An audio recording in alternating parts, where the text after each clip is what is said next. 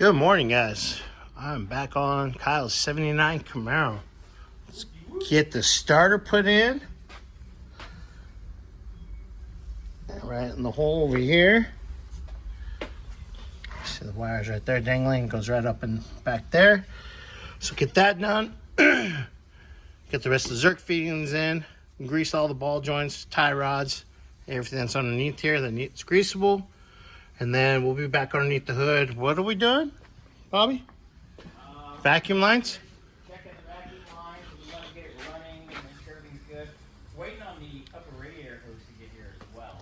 Oh, upper radiator hose. Also, did you figure out battery tray? Yeah, it should be here today. Ooh, It should be here today. nice. So yeah, we're gonna keep on plucking along on this beautiful car. And yeah, I'll show you guys an update here in a few. Guys, it's in. Oh yeah? Yay, bolted in.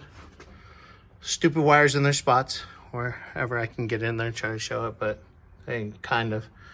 It's all in, bolted up. You can lower it, start checking vacuum lines, and waiting for a radiator hose. Yay, yay, yay. All right, guys, later.